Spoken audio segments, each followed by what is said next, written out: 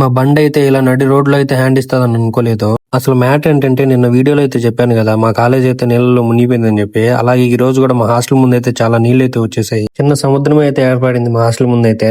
ఇక ఈ వాటర్ వల్ల అయితే ఈ రోజు కూడా కాలేజ్ అయితే లేదు మాకు. అలాగో హాలిడే వచ్చింది కదా అని చెప్పి కపిల్ తీర్థానికి అయితే బయలుదేరాము. వర్షం పడింది కదా, అయితే వ్యూ చూడడానికి బాగుంటుందని. ఈ మంత్ 24th నుంచి అయితే తిరుమల బ్రహ్మోత్సవాలు అయితే స్టార్ట్ అవుతాయి. ఆ పనులు కూడా స్టార్ట్ అయ్యాయి. ఇక లైటింగ్ సెటప్ అన్ని అయితే స్టార్ట్ చేశారు. ఇక వ్యూ అయితే ఎంజాయ్ చేద్దాం అని చెప్పి ఫ్లైఓవర్ పైకి అయితే ఎక్కేసాము.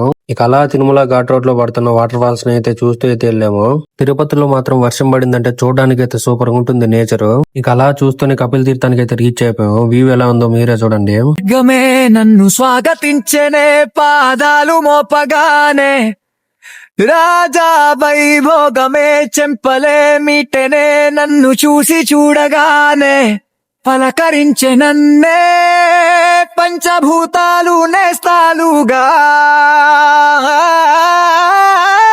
ఇక వాటర్ ఫాల్ ని చూసుకుని అయితే బయటకి అయితే వచ్చాము. బైక్ ఎంత స్టార్ట్ చేసి స్టార్ట్ అయితే కాలేదు. సెల్ఫ్ అయితే కొంచెమైనా ఎత్తుకుంటుంది. క్లిక్కర్ తో కొడితే మాత్రం అయితే ఒక్క రొంత కూడా ఎత్తుకోలేదు. మొత్తానికి హాఫ్ అన్ అవర్ తర్వాత అయితే స్టార్ట్ అయింది. అమ్మయ్య చాలరా బాబు అని చెప్పి ఇంకా హాస్టల్ కి అయితే తిరిగి వచ్చాము.